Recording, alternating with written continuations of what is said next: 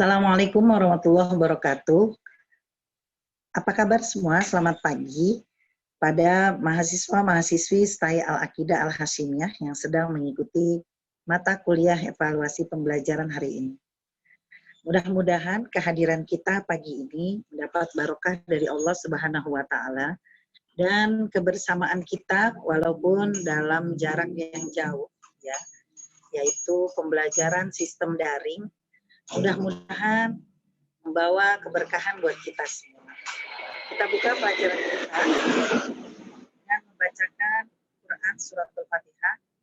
Semoga harapan kita untuk mendapatkan ilmu yang bermanfaat dan harapan kita untuk mendapatkan keridhaan Allah Subhanahu wa Ta'ala dapat tercapai melalui pembacaan Al-Fatihah ini. Ala hadiniyah wa ala kulli niyatin sholihah wa ila hadratin Nabi Muhammadin sallallahu alaihi wasallam. Al-Fatihah.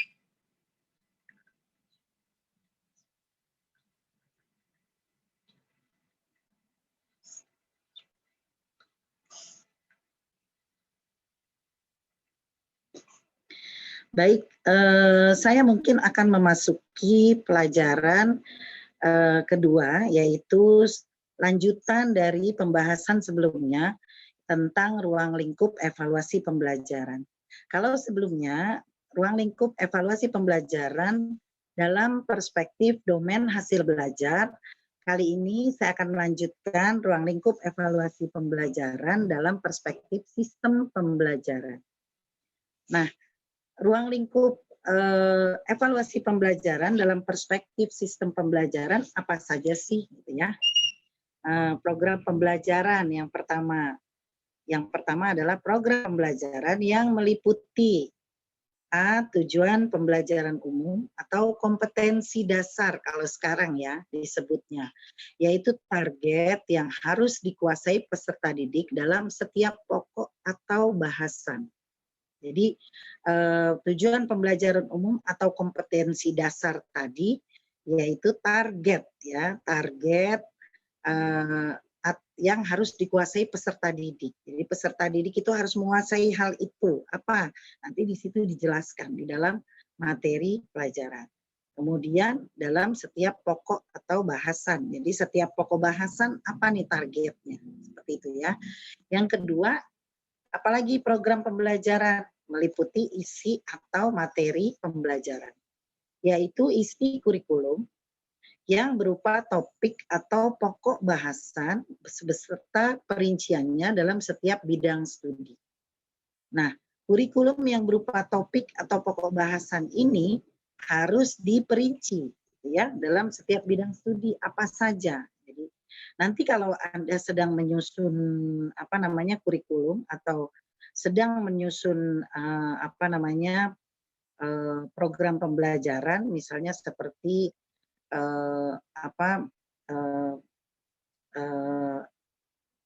program pembelajaran harian, kemudian bulanan, tahunan seperti itu atau RPP ya, rencana pengajaran ini nanti akan ketemu hal-hal yang seperti ini, yaitu isi atau materi pembelajaran. Yang ketiga, yang C adalah metode pembelajaran, yaitu cara guru menyampaikan materi pelajaran, seperti metode ceramah, tanya jawab, diskusi, dan lain-lain. Nah, ini adalah termasuk daripada program pembelajaran, diantaranya yaitu metode pembelajaran. Yang keempat, media pembelajaran, alat yang membantu untuk mempermudah guru dalam menyampaikan isi atau materi pelajaran. Apa saja? Bisa dia berupa alat yang memang ada di kelas, atau mungkin guru mempersiapkan sebelumnya, gitu ya. Hal-hal yang berkaitan tentunya dengan materi pembelajaran, ya, yang sesuai. Misalnya guru ingin mengajar tentang sholat, maka boleh saja guru membawa media pembelajarannya berupa kaset atau video. Atau mungkin guru membawa gambar-gambar berupa orang sholat, bagaimana orang sholat berjamaah, ada fotonya di situ. Silakan. Ini namanya adalah media pembelajaran. Itu alat untuk membantu mempermudah siswa. Sehingga siswa dengan melihat foto itu, oh seperti itu. Paham ya. Media sendiri dibagi menjadi 3 ya, yaitu media audio, media visual, dan media audio visual. Ya, tadi sudah saya jelaskan. Ya, audio apa? Yang hanya untuk didengarkan, misalnya kaset-kaset ya, atau mungkin apa namanya, rekaman-rekaman suara.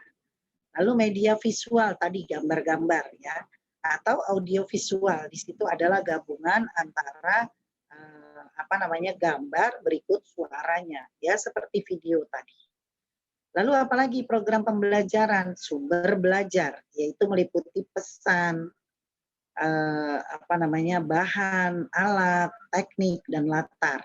Ini sumber belajar ini bisa dari mana saja ya.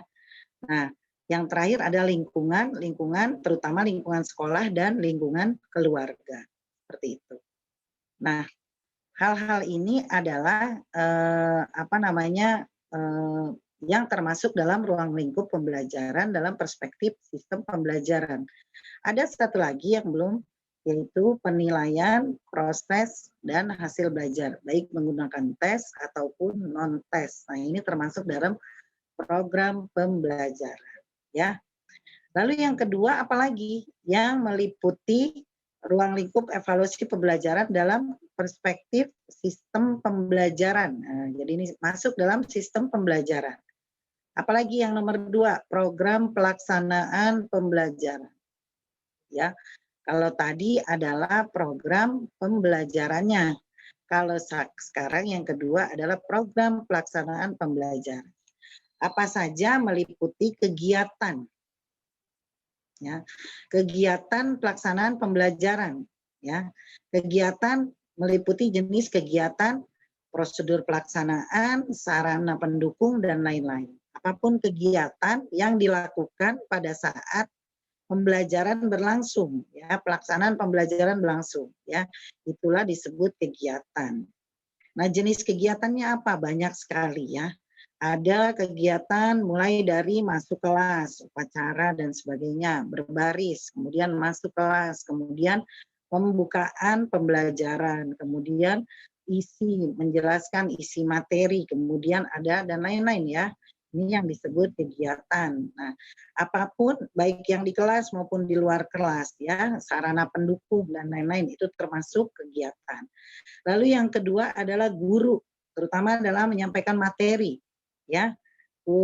Hal menyampaikan materi ini pasti yang menyampaikan adalah guru. Nah, ini adalah program pelaksanaan pembelajaran. Pertama kegiatan, kedua guru, ketiga peserta didik gitu. Pelaksanaan pembelajaran ini bisa berhasil kalau ada kegiatan, guru, dan peserta didiknya. Kalau ada guru tidak ada peserta didiknya, tidak mungkin ada pelaksanaan pembelajaran ya, seperti itu. Nah, peran peserta dalam kegiatan belajar, keaktifan, kesulitan belajar dan lain-lain ini termasuk dari persoalan peserta didik ya. Jadi nanti ada kegiatan, ada guru, ada peserta didik, dan terakhir adalah hasil pembelajaran. Baik untuk jangka pendek, jangka menengah, dan jangka panjang. Hasil pembelajaran ini yang akan memberikan apa namanya, kepada kita, terutama calon-calon guru ya, Anda kan semua mahasiswa calon guru ya, itu akan memberikan informasi kepada kita, anak ini sudah menguasai materi atau belum. Lalu yang ketiga, lanjutan dari yang kemarin, kalau tadi yang kita pelajaran yang lalu kita ruang lingkupnya, ruang lingkup domain hasil belajar, barusan ruang lingkup pelaksanaan pembelajaran dalam perspektif ya. Sekarang ruang lingkup evaluasi pembelajaran dalam perspektif penilaian proses dan hasil belajar ya. Nah, yang pertama apa saja? Ruang lingkup evaluasi pembelajaran dalam perspektif penilaian proses dan hasil belajar. Satu, sikap, kebiasaan, motivasi, dan bakat nih ya. Jadi apa namanya, ruang lingkup evaluasi pembelajaran dalam perspektif penilaian proses dan hasil belajar meliputi ini sikap. Bagaimana sikap siswa kemudian kebiasaannya apakah sudah lebih baik atau belum, motivasinya, minatnya, bakatnya, semua dilihat. Nah, ini masuk dalam ruang lingkup evaluasi pembelajaran perspektif proses dan hasil belajar. Sikap ini muncul, kebiasaan ini muncul, motivasi, minat, dan bakat ini muncul dari proses dan merupakan hasil belajar, seperti itu. Yang kedua apa? Pengetahuan dan pemahaman peserta didik terhadap bahan pelajaran. Pengetahuan dan pemahaman peserta didik terhadap bahan pelajaran ini juga bagian dari ruang lingkup evaluasi pembelajaran dalam perspektif penilaian proses dan hasil belajar. Karena memang pengetahuan siswa, pemahaman siswa ya terhadap bahan ajar adalah hasil dari proses pembelajaran yang sedang berlangsung ya, yang telah berlangsung tentunya.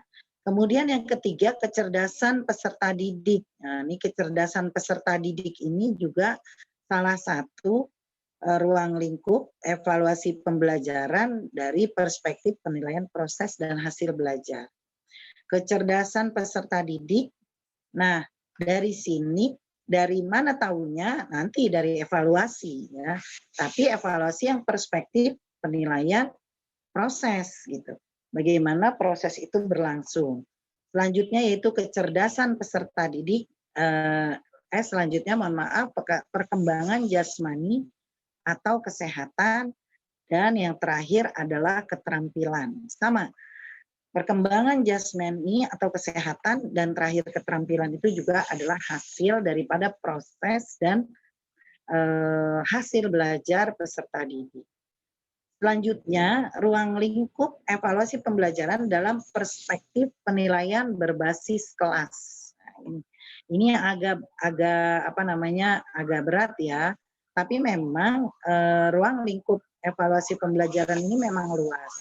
Dalam perspektif penilaian berbasis kelas sesuai kurikulum berbasis kompetensi, maka ruang lingkup penilaian berbasis kelas adalah sebagai berikut. Sebenarnya tidak hanya kurikulum berbasis kompetensi aja ya, termasuk kurikulum yang sekarang dapat hal ini juga diterapkan. Yang pertama, kompetensi dasar mata pelajaran. Kompetensi ini pada hakikatnya ialah pengetahuan, keterampilan, sikap, dan nilai-nilai yang direfleksikan dalam kebiasaan berpikir dan bertindak setelah peserta didik menyelesaikan suatu aspek atau subjek mata pelajaran tertentu. Ya. Jadi apa yang diperoleh oleh peserta didik dalam hal pengetahuan, keterampilan, sikap, nilai-nilai ya, itu semua adalah merupakan kompetensi dasar dari sebuah mata pelajaran. Ya.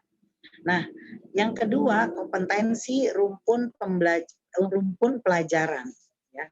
Jadi ini dia ruang lingkup pembelajaran berbasis dalam perspektif penilaian berbasis kelas ya. Kompetensi rumpun pelajaran. Rumpun pelajaran merupakan kumpulan dari mata pelajaran yang lebih spesifik, yang lebih mengarah. Nah, ini sekarang kurikulum 13 juga demikian kan, dibuat merupakan rumpun-rumpun. Misalnya rumpun sosial, maka dia kumpulah mata pelajaran ilmu pengetahuan sosial, agama, dan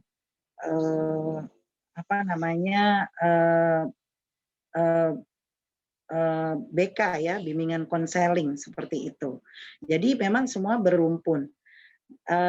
Misal contoh lain, rumpun pelajaran matematika, IPA di situ ya, kimia dan lain-lain. Jadi memang ini sudah ada, sudah diterapkan sejak 2004.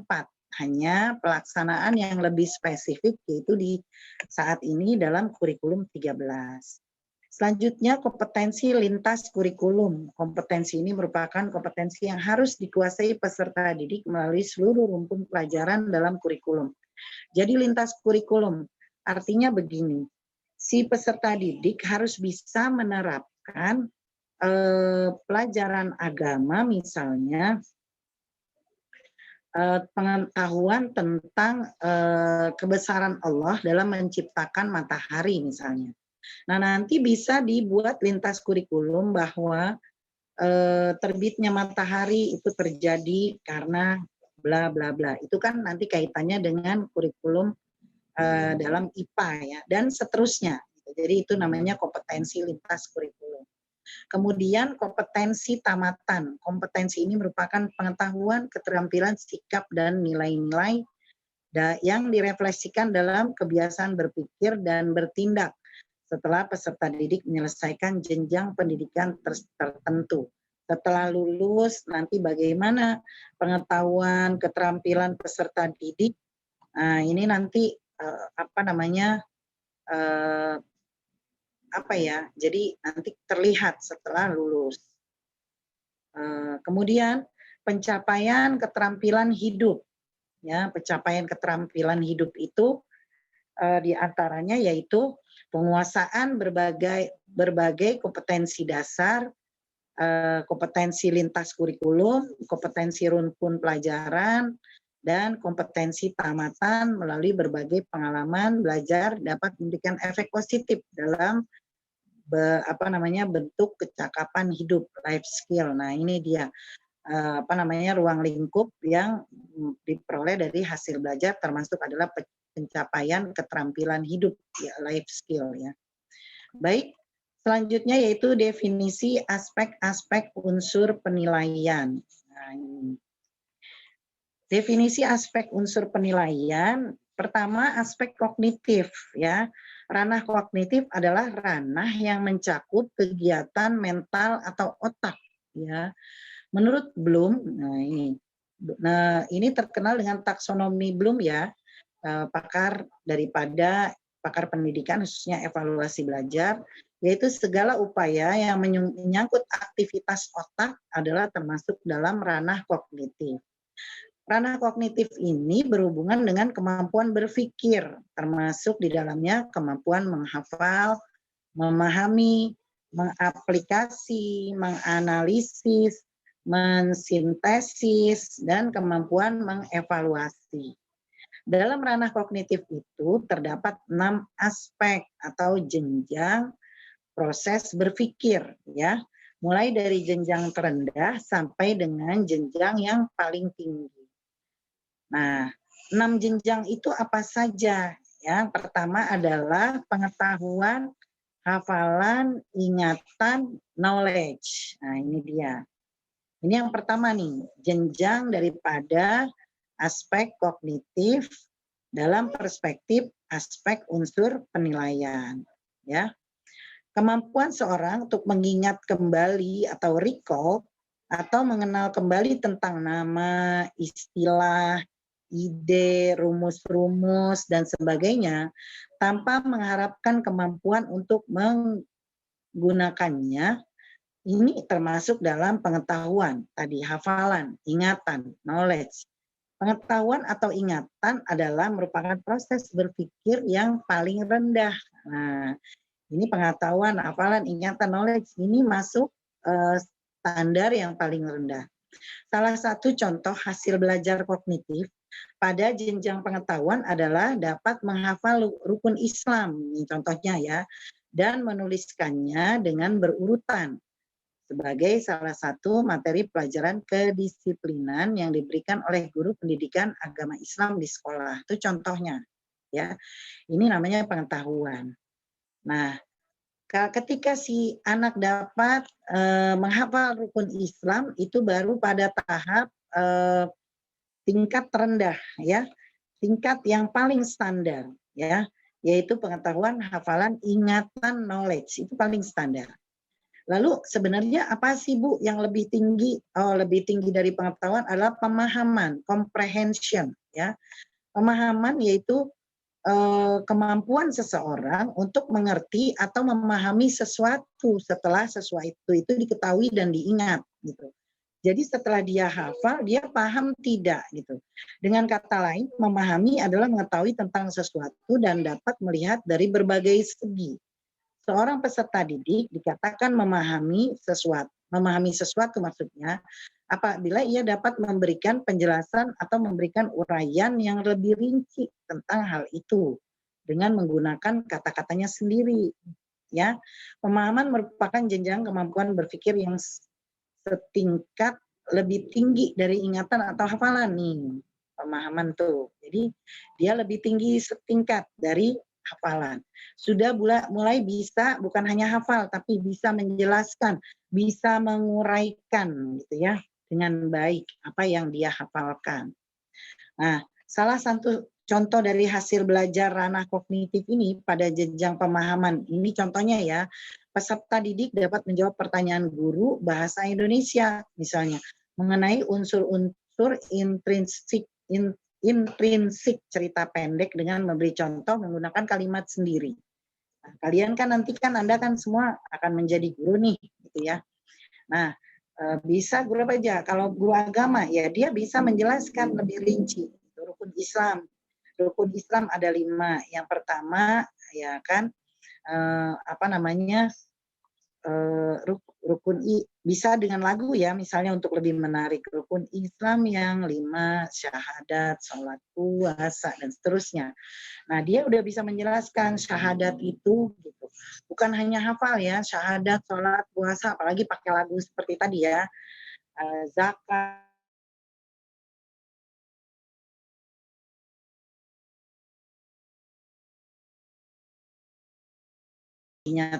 apa namanya bisa menyatakan atau seorang muslim itu wajib menyatakan syahadat yang berbunyi asyhadu alla ilaha illallah wa asyhadu anna muhammadar rasulullah. Itu berarti anak ini mulai paham ya. Nah, ini lebih tinggi setingkat daripada menghafal. Lalu selanjutnya yaitu penerapan, application ya.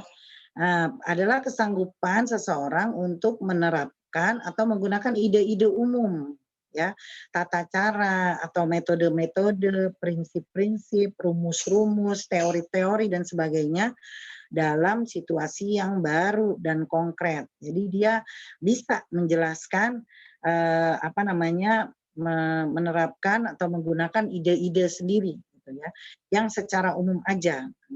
Penerapan ini adalah merupakan proses berpikir setingkat lebih tinggi dari pemahaman. Jadi apa namanya salah satu contoh nih hasil belajar kognitif jenjang penerapan misalnya nih peserta didik mampu memikirkan tentang penerapan konsep kedisiplinan yang diajarkan Islam dalam kehidupan sehari-hari baik lingkungan keluarga, sekolah maupun masyarakat. Contohnya apa? Misalnya sholat 5 waktu, begitu terdengar azan segera dia sholat. Nah, ini dia gunakan apa namanya? Dia terapkan dalam kehidupan sehari-hari, baik dalam lingkungan sekolah maupun lingkungan keluarga atau lingkungan masyarakat dia bisa menerapkan.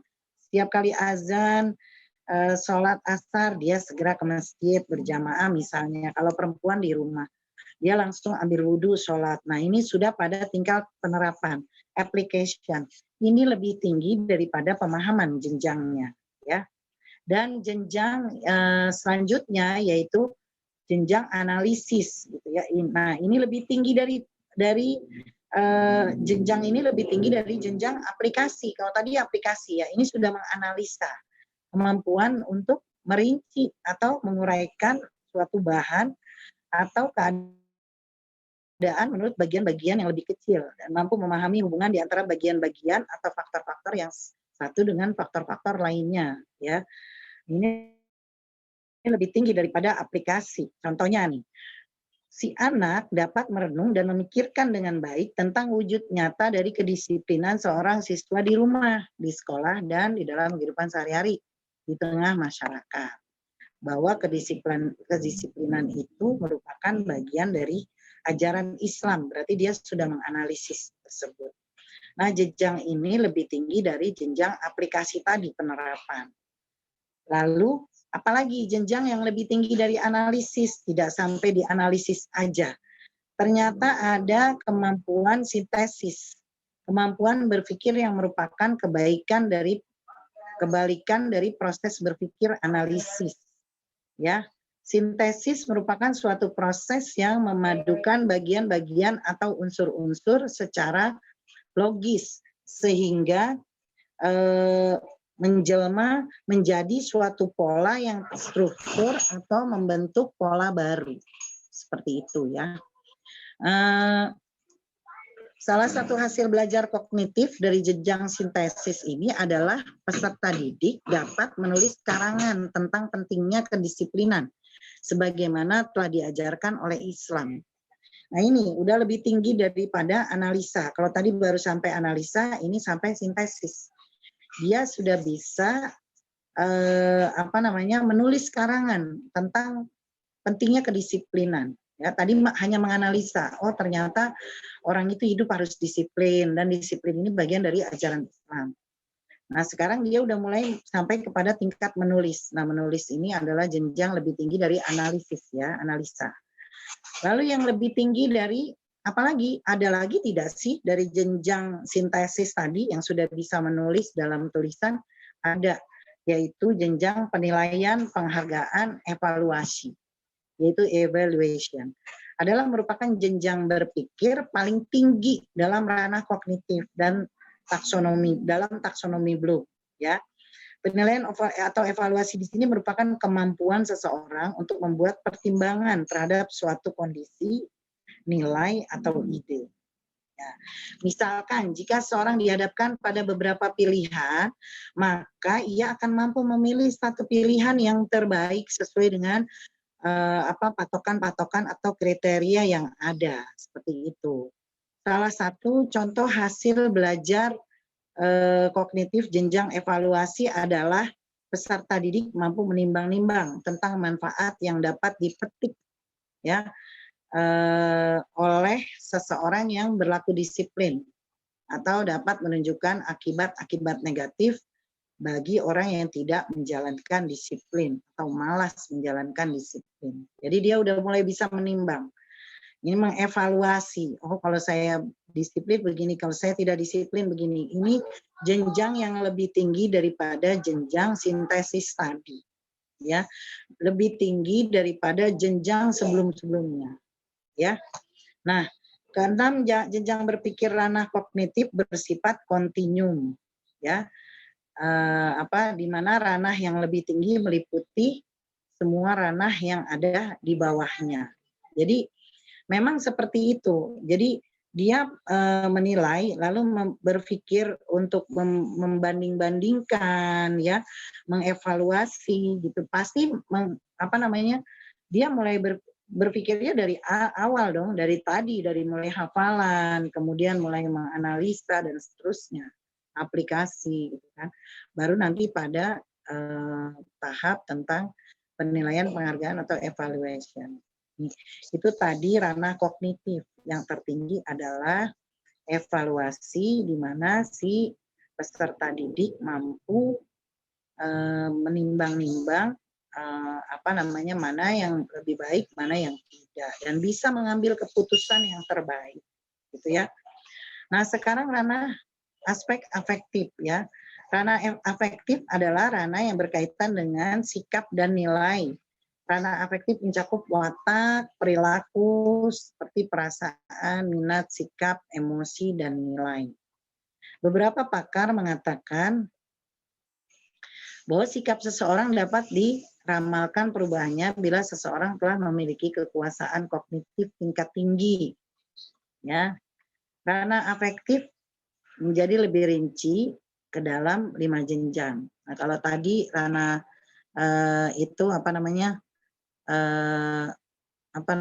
kalau ranah kognitif tadi ada 6 jenjang, terakhir jenjang penilaian ya. Next mungkin ya Pak Ilyas, sekarang masuk ranah afektif. Nah, afektif ini ranahnya apa saja sih ya? Pertama receiving ya, atau attending ya, menerima atau memperhatikan. Nah, kepekaan seseorang dalam menerima rangsangan ya, stimulus dari luar yang datang kepada dirinya dalam bentuk masalah, situasi, gejala, dan lain-lain. Termasuk dalam jenjang ini misalnya adalah kesadaran dan keinginan untuk menerima stimulus. mengontrol dan menyeleksi gejala-gejala atau rangsangan yang datang dari luar, ya. Receiving atau attending juga sering diberi pengertian sebagai kemauan untuk memperhatikan suatu kegiatan atau subjek tertentu, ya. Nah, pada jenjang ini peserta didik biasanya dibina agar mereka bersedia menerima nilai-nilai ya yang diajarkan kepada mereka. Mereka mau menggabungkan diri ke dalam nilai itu atau mengidentifikasikan diri, ya. Contoh hasil belajar afektif jenjang receiving, misalnya peserta didik bahwa disiplin wajib ditegakkan. Sifat malas dan tidak disiplin harus disingkirkan jauh-jauh. Next. Yang selanjutnya yaitu responding. Belum ya. Responding, sorry. Masih di lembar sebelumnya. Responding yaitu menanggapi, mengandung arti adanya partisipasi aktif. Jadi kemampuan menanggapi adalah kemampuan yang dimiliki oleh seseorang untuk mengikutsertakan dirinya secara aktif dalam fenomena tertentu dan membuat reaksi terhadapnya. Salah satu cara jenjang ini lebih tinggi daripada jenjang receiving. Kalau tadi hanya menerima, oh oke, Bu Guru memberikan pelajaran mengenai nilai-nilai, misalnya kalian harus berdisiplin melaksanakan sholat 5 waktu. Itu salah satu cara untuk memperoleh kedisiplinan. Nah, si anak mau, gimana anak-anak kalau kita membuat laporan misalnya tentang kedisiplinan. Nah, mau. Nah, baru maunya itu baru receiving. Nah, sementara responding sudah mulai menanggapi, ya. Anak mulai berpartisipasi aktif. Nah, next. Sekarang masuk pada valuing. Valuing itu menilai atau menghargai. Menilai atau menghargai artinya memberikan nilai atau memberikan penghargaan terhadap suatu kegiatan atau objek. Sehingga apabila kegiatan itu tidak dikerjakan, dirasakan akan membawa kerugian atau penyesalan gitu ya. Valuing adalah merupakan tingkat afektif yang lebih tinggi lagi daripada receiving dan responding. Dalam kaitan dengan proses belajar mengajar, peserta didik tidak hanya mau menerima nilai yang diajarkan, tapi mereka telah berkemampuan untuk menilai atau membuat konsep fenomena, yaitu baik atau buruk. Nah, ini dia. Bila suatu ajaran yang telah mampu mereka nilai dan mampu untuk mengatakan itu adalah baik, ya, maka ini berarti bahwa peserta didik telah menjalani proses penilaian, gitu ya. Nilai itu mulai dicamkan dalam dirinya, gitu. Oh iya, ini baik, ini buruk. Dengan demikian nilai tersebut telah stabil dalam peserta didik.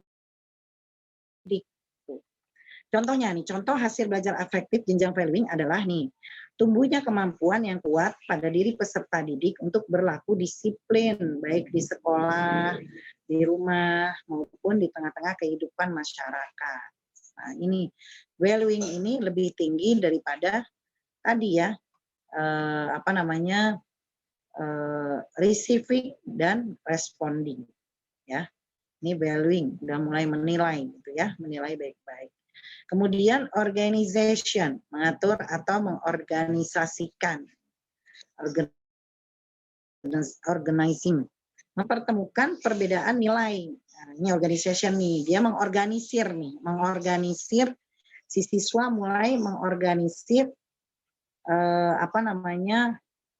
value tadi yang diajarkan tadi, nilai itu diajarkan tadi, dia mulai mengorganisir untuk tentunya menemukan perbedaan ya yang baik dengan yang buruk, terus mengatur dia ya ke dalam satu sistem organisasi, misalnya pemantapan dan prioritas nilai yang telah dimilikinya. Ini contohnya nih, nilai afektif jenjang organisasi adalah peserta didik mendukung penegakan disiplin nasional yang telah dicanangkan oleh Bapak Presiden misalnya.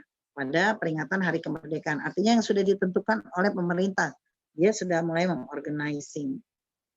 Nah, yang terakhir adalah characterization, ya, by value. Karakterisasi dengan suatu nilai atau kompleks nilai, yaitu keterpaduan semua sistem nilai yang telah dimiliki oleh seseorang. Ya, yang mempengaruhi pola kepribadian dan tingkah lakunya. Nah, ini proses nilai tadi telah menempati tempat tertinggi dalam suatu hierarki nilai ini, yang ini nih, ya. Karena dia sudah bisa menempatkan, mengatur emosinya, ya. Dia bisa konsisten terhadap sesuatu yang mempengaruhi emosinya. Nah, ini kalau sudah seperti ini, siswa dia tidak lagi terpengaruh oleh hal-hal yang di luar nilai, ya. Ini apa namanya? Dia sudah memiliki sikap yang sangat bijaksana, ya. Memiliki filosofi of life, ya, yang mapan, ya. Dia telah mampu memiliki sistem nilai yang telah mengontrol tingkah lakunya untuk suatu waktu yang lama, sehingga membentuk karakteristik pola hidup tingkah lakunya menetap, konsisten, gitu ya, dan dapat diramalkan. Jadi contohnya nih, siswa telah memiliki kebulatan sikap wujudnya peserta didik menjadikan perintah Allah Subhanahu wa taala yang tertera dalam Al-Qur'an menyangkut kedisiplinan. Dia pegang utuh-utuh itu hal-hal yang sudah ada pada Al-Qur'an menyangkut kedisiplinan tadi, ya.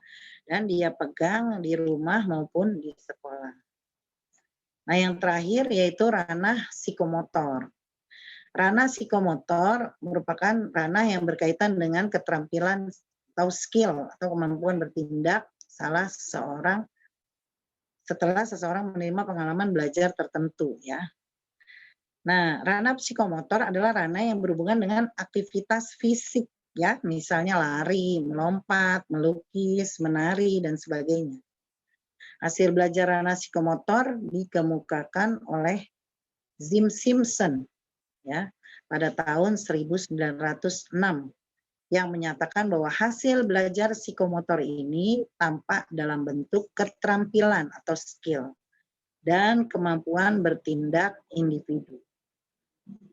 Hasil belajar psikomotor ini sebenarnya merupakan kelanjutan dari hasil belajar kognitif, memahami suatu, dan hasil belajar afektif, ya, yang baru tampak dalam bentuk kecenderungan berperilaku. Hasil belajar kognitif dan hasil belajar afektif akan menjadi hasil belajar psikomotor apabila peserta didik telah menunjukkan perilaku atau perbuatan tertentu sesuai dengan makna yang terkandung dalam ranah kognitif dan ranah afektif, ya. Ranah psikomotor menjadi lebih rinci lagi dalam 6 jenjang. Nah, tadi kan kalau sebelumnya ranah kognitif 6 jenjang, namun ranah afektif hanya 5 jenjang. Sedangkan ranah psikomotor masuk dalam 6 jenjang. Pertama, gerakan refleks, ya. Basis semua perilaku bergerak, respon terhadap stimulus tanpa sadar, misalnya melompat, merunduk, berjalan, gerakan leher dan kepala, menggenggam, memegang, itu dia gerakan tanpa sadar. B, gerakan dasar atau basic fundamental movement, ya. Gerakan ini muncul, gerakan dasar nih, ya. Gerakan ini muncul tanpa latihan tapi dapat diperhalus melalui praktek. Gerakan ini terpola terpola, ya, dan dapat ditebak seperti gerakan tak berpindah, ya, bergoyang, membungkuk, merentang, ya, tangannya direntangkan, mendorong, menarik, seperti itu. Memeluk, berputar, ini gerakan dasar, ya. Basic fundamental movements, ya. Dia memang kemudian gerakan berpindah ini juga basic, ya, merangkak, maju, perlahan-lahan meluncur, itu basic sekali. Gerakan eh, manipulasi, menyusun, balok ya, menggunting, menggambar dengan krayon, memegang, melepas objek, blok atau mainan. Ini gerakan yang biasa anak-anak lakukan. Ini gerakan dasar ya. Kalau tadi pertama gerakan refleks ya, refleks itu yang respon yang sangat cepat. Nah, sementara gerakan basic adalah gerakan yang muncul memang sudah ada dari bawaan peserta didik. Kemudian gerakan persepsi, ya, perceptual abilities. Gerakan sudah lebih meningkat karena dibantu kemampuan perseptual, seperti menangkap bola dan mendribble bola, ya. Gerakan sambil menjaga keseimbangan. Ini nih gerakan persepsi. Memilih satu objek kecil dari sekelompok objek yang ukurannya bervariasi. Menulis alfabet dan membedakan suara berbagai binatang. Nah, ini gerakan persepsi. Jadi udah mulai ke arah yang lebih fokus ya, perseptual dia. Dia sudah, oh kalau bola itu ditangkap gitu. Oh kalau memilih sesuatu, tinggal dia mau milih yang mana, yang paling besar atau yang paling kecil, seperti itu. Itu namanya gerakan perseptual, persepsi. Kemudian D, gerakan kemampuan fisik ya. Gerak lebih efisien, berkembang melalui kematangan dan kematangan belajar ya. Seperti menggerakkan otot, sekelompok otot selama waktu tertentu, berlari jauh, mengangkat beban dan menarik atau mendorong. Ini gerakan kemampuan fisik. Dan yang E, gerakan terampil. Nah, ini beda lagi. Mengontrol berbagai tingkat gerak terampil, tangkas, cekatan, melalui gerakan yang sulit dan rumit atau kompleks, seperti melakukan gerakan terampil berbagai cabang olahraga, menari, berdansa, membuat kerajinan tangan, menggergaji, mengetik, bermain piano, memanah, itu contohnya kalau gerakan terampil ya. Kemudian gerakan indah dan kreatif. Nah, ini dia non-discursive communication ya. Mengkomunikasikan perasaan melalui gerakan seperti melakukan senam tingkat tinggi dan bermain drama, acting. Nah, ini udah gerakan yang tertinggi kayaknya ya. Gerakan estetik, gerakan-gerakan terampil dan efisien yang indah, gerakan kreatif, gerakan-gerakan pada tingkat tertinggi untuk untuk mengkomunikasikan peran. Seperti itu. Oke, mungkin itu tadi pembahasan mengenai ruang lingkup evaluasi pembelajaran menurut dalam perspektif hasil belajar dan sebagainya. Sekarang kita masuk pada pembahasan alat evaluasi.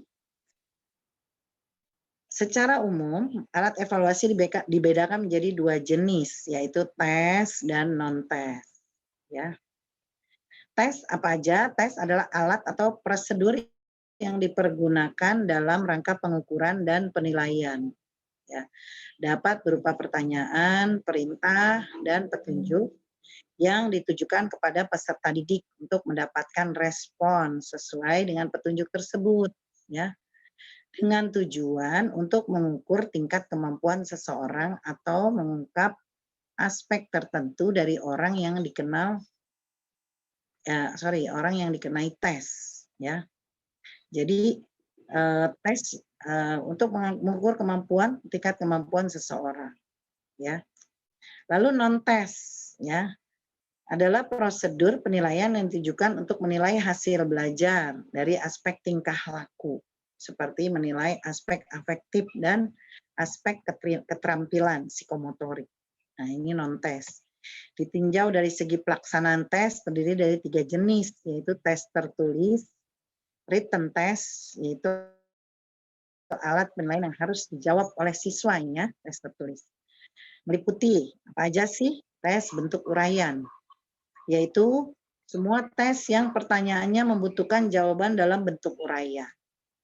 Tes bentuk objektif, yaitu semua tes yang mengharuskan siswa memilih di antara kemungkinan-kemungkinan jawaban yang telah disediakan.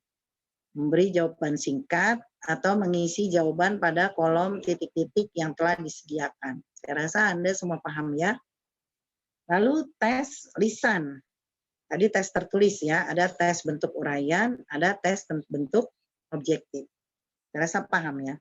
Misalnya ABCD seperti itu, objektif itu. Artinya ya kalau tidak A, B, kalau tidak B, C, kan seperti itu. Kemudian kalau tadi tes tertulis, written test, ini ada tes lisan, ya oral test. Ya. Nah, tes lisan ini merupakan alat penilaian yang pelaksanaannya dilakukan dengan mengadakan tanya jawab secara langsung untuk mengetahui kemampuan-kemampuan berupa proses berpikir siswa dalam memecahkan suatu masalah, mempertanggungjawabkan pendapat, penggunaan bahasa, dan penguasaan materi pelajaran. Itu tujuan. Ya. Ditinjau dari jenis pertanyaan yang akan diajukan tes lisan dapat berbentuk pertanyaan tertutup, pertanyaan terbuka. Ya. Dari bentuknya bisa pertanyaan tertutup, pertanyaan terbuka. Sedangkan ditinjau dari jawaban yang diinginkan, tes lisan dapat berbentuk pertanyaan-pertanyaan berupa pertanyaan-pertanyaan berupa satu hafalan, ya. Kedua pemahaman. Nah, ketiga analisis. Saya rasa tadi sudah dijelaskan sebelumnya ya, hafalan apa, pemahaman apa, analisis apa. Keempat aplikasi, ya application. Kelima sintesis dan keenam evaluasi, ya. Kemudian tes perbuatan yang nomor 3. Next. Tes perbuatan atau performance test, ya. Tes perbuatan adalah tes yang diberikan dalam bentuk tugas-tugas. Pelaksanaannya dalam bentuk penampilan atau perbuatan. Praktek pengalaman lapangan, praktek kerja lapangan, praktek olahraga, praktek laboratorium, praktek kesenian dan lain-lain, ya. Untuk melaksanakan tes perbuatan perlu disiapkan 2 jenis alat, ya.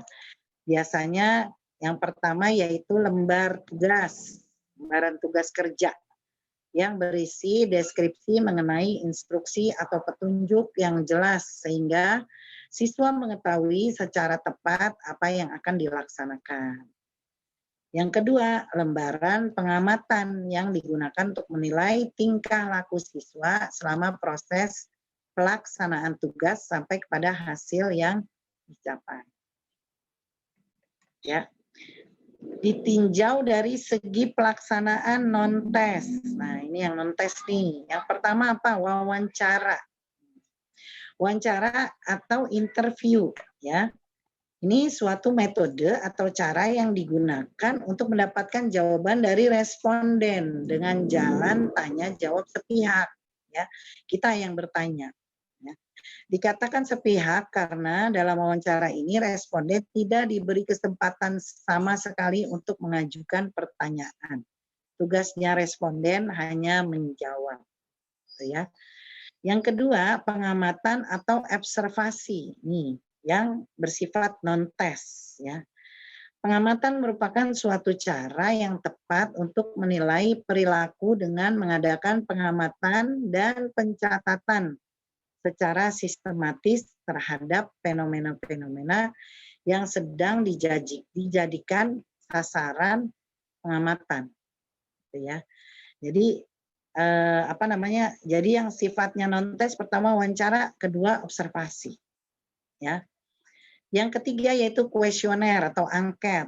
Nah, kuesioner ini adalah sebuah daftar pertanyaan ya yang harus diisi oleh responden, orang yang akan diukur. Ya, dengan kuesioner orang dapat diketahui tentang keadaan atau data dirinya, pengalamannya, pengetahuannya, sikapnya, pendapatnya, dan lain-lain.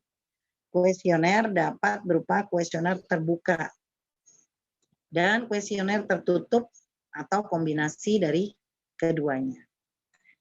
Yang D, sikap penilaian atau rating scale ya. Rating scale apa sih? Gitu. Penilaian yang menggunakan skala yang telah disusun dari ujung negatif sampai kepada ujung positif. Ya, skala tersebut menggambarkan suatu nilai yang berbentuk angka terhadap suatu hasil pertimbangan. Oke, masih di gambar sebelumnya ya. Ya, jadi ini pakai skala. Skalanya skala mana nih? Apa namanya? Dia masuk ke skala positif, positif tentunya misalnya nilai 10 yang di sebelah kiri 0, sebelah kanan 10 misalnya. Seperti itu ya. Jadi itu adalah bentuk-bentuk penilaian non-tes, evaluasi non-tes ya. Nah, sekarang masuk pada next klasifikasi tes esai. Uraian ya. Tes uraian bebas yang pertama, bentuknya tes uraian bebas atau extended response. Peserta tes memiliki kebebasan yang luas untuk mengorganisasikan dan mengekspresikan pikiran dan gagasannya dalam menjawab soal tersebut. Jawaban siswa bersifat terbuka, fleksibel, dan tidak terstruktur. Ini tes esai, ya, tes uraian bebas. Jadi esai yang pertama itu ada yang uraian bebas. Yang kedua uraian terbatas, ya, restricted response. Gitu. Jadi keterbatasan itu mencakup format, isi, dan ruang lingkup jawaban. Batas itu meliputi konteks jawaban yang diinginkan, jumlah butir jawaban yang diharapkan, butir soal tipe jawaban melengkapi, butir soal tipe jawaban singkat. Jadi sudah sudah diatur sama kita jawabannya. Walaupun pertanyaannya adalah tesnya bentuknya tes uraian, tapi sudah kita kasihkan butir tipe jawabannya seperti itu. Nah, kelebihan dan kekurangan tes uraian esai ya. Kelebihannya apa sih? Gitu ya. Mudah disiapkan dan disusun. Esai itu begitu. Kedua, tidak memberi banyak kesempatan untuk berspekulasi dan untung-untungan. Kalau nilai ABCD kan dia untung-untungan ya. Malah kadang-kadang siswa ngitung jumlah kancing baju seperti itu kan. Nah, kalau di sini tidak, kalau uraian. Lalu yang ketiga, mendorong siswa untuk berani mengemukakan pendapat serta menyusun dalam bentuk kalimat yang bagus. Jadi siswa sudah mulai berani mengungkapin apa yang ada dalam pikirannya dari pertanyaan-pertanyaan yang diberikan. Yang keempat, memberi kesempatan kepada siswa untuk mengutarakan maksudnya dengan gaya bahasa dan caranya sendiri. Kan masing-masing siswa punya gaya bahasa ya, punya cara menyampaikan. Nah, biarkan. Itu memang bagus sekali nih tes uraian ini esai. Dan terakhir dapat diketahui sejauh mana siswa mendalami suatu masalah yang diteskan. Dari uraian itu kita tahu, oh dia nggak paham nih begitu sampai di sini. Dia hanya paham misalnya pada tingkat kedisiplinan, tapi tidak paham bahwa yang tidak disiplin itu tidak baik misalnya. Ya. Nah sekarang kelemahannya. Apa sih kelemahannya gitu ya? Kelemahan tes esai yang pertama kadar validitas dan reliabilitasnya rendah karena sukar diketahui. Ya, segi-segi makna dari pengetahuan siswa yang betul-betul telah dikuasai. Sulit kita. Ini sebenarnya dia nguasain betul apa tidak nih, apa asal nulis ya. Kemudian kurang representatif dalam hal mewakili seluruh skor bahan pelajaran. Ya. Skor bahan pelajaran yang diteskan karena soalnya hanya beberapa saja kalau tes uraian. Yang ketiga, cara memeriksanya, koreksinya banyak dipengaruhi oleh unsur-unsur subjektif. Wah, ini bagus nih tulisannya, nanti ke depan ketemu tulisan yang sama, loh kok sama? Ini punya siapa ya? Atau misalnya, wah tulisannya bagus nih, nanti ke depan ketemu yang lebih bagus, dianggapnya sama saja misalnya, subjektif ya. Tergantung yang baca nih, kalau yang gurunya yang lagi baca, lagi enak suasananya, dia menganggap itu bagus. Tapi kalau sedang tidak enak, jadi itu subjektif. Kalau ABCD kan tidak subjektif ya. Kalau pilihan ganda misalnya atau betul salah ya, itu sangat objektif. Nah, kalau ini subjektif. Terus kemudian pemeriksaannya lebih sulit sebab membutuhkan pertimbangan individual lebih banyak ya dari penilai, dari kitanya guru. Waktu untuk koreksinya juga lama dan tidak dapat diwakilkan kepada orang lain. Karena kita yang membuat soal, maka kita yang paham. Ini sebenarnya apa namanya sudah benar apa belum, kita yang tahu ya. Nah, itu tadi. Nah, sekarang klasifikasi tes objektif apa saja ya kan, kalau tadi kan subjektif ya. Nah, ini dia, pertama benar salah, kedua menjodohkan, ketiga pilihan jamak. Untuk pilihan jamak nih banyak macamnya nih ya. Jadi nanti Anda bisa baca deh buku-buku yang memang referensi daripada evaluasi pembelajaran. Kelebihan dan kekurangan tes objektif ya. Kelebihannya nih, mengandung lebih banyak segi-segi yang positif, misalnya lebih representatif mewakili isi dan luas bahan. Lebih objektif, dapat dihindari campur tangan unsur-unsur subjektif baik dari segi siswa maupun guru yang memeriksa. Nih kalau tes objektif gini. B, lebih mudah dan cepat dalam memeriksanya karena dapat menggunakan kunci tes bahkan alat-alat hasil kemajuan teknologi ya. Mudah dia karena A, B, C, D atau betul salah ya. Ketiga apa? Pemeriksaannya dapat diserahkan kepada orang lain. Nih, titip ya saya nih jawabannya seperti ini. Ya, koreksinya bisa diserahkan orang lain. Kemudian dalam pemeriksaan tidak ada unsur subjektif yang mempengaruhi. Jadi, ini dia sebenarnya dia jawabnya salah, tapi saya benerin aja atau sebaliknya tidak bisa seperti itu. Karena memang tes objektif itu ya benar kalau dia BS benar salah, kalau dia jawab benar ya benar. Kalau memang itu jawabannya salah ya salah seperti itu. Kelemahan-kelemahannya apa aja? Persiapan untuk menyusunnya jauh lebih sulit daripada tes esai. Karena soalnya banyak dan harus diteliti untuk menghindari kelemahan-kelemahan yang lain. Jadi memang kalau esai itu mudah di awal tapi sulit di akhir. Kalau untuk tes objektif sulit di awal tapi mudah di akhir dalam evaluasinya. Kemudian soal-soal cenderung untuk mengungkapkan ingatan dan daya pengenalan kembali saja dan sukar untuk mengukur proses mental yang tinggi, ya. Apa namanya? Soal-soalnya cenderung pada hal-hal yang diingatan aja, gitu. Untuk yang sifatnya menjelaskan tidak ada kalau di tes objektif. Kemudian banyak kesempatan untuk main untung-untungan. Yang tadi saya bilang siswa kadang ngitung jumlah kancingnya, kancing bajunya.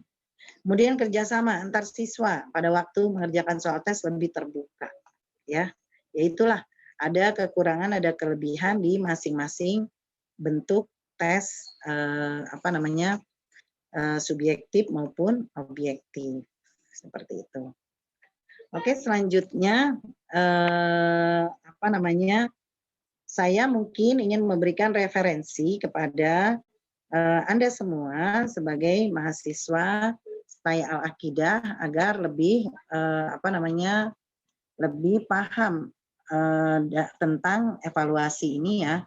Mungkin Anda bisa membuka buku standar ruang lingkup dan manfaat evaluasi karangan Hildayati Arina Syarifah ya. Nah, ini diterbitkan di bulan September. Ini ini bisa diunduh dalam online ya. Kemudian juga kemampuan kognitif menurut revisi taksonomi Bloom ya. Ini juga bisa Anda unggah secara online. ya. Dan beberapa buku yang lainnya seperti Ranah Penilaian Kognitif, Afektif, dan Psikomotorik, tulisan Muzaki Muhammad. Ya, kalau tadi yang taksonomi belum itu tulisan dari Miftah Aib, ya. Kemudian Maulia Deka, Ranah Penilaian Kognitif, Afektif, dan Psikomotorik. Ini juga bisa online. Dan tentunya buku-buku dari evaluasi pembelajaran yang memang secara spesifik telah ditulis dalam mata kuliah untuk mata kuliah evaluasi pembelajaran. Baik, saya rasa cukup ya materi hari ini, luar biasa panjangnya. Namun sebenarnya kalau diringkas itu sedikit sekali ya tentang ruang lingkup pembelajaran dan bentuk-bentuk tes ya, tes dan non tes, juga tes yang bersifat subjektif dan bersifat objektif seperti itu.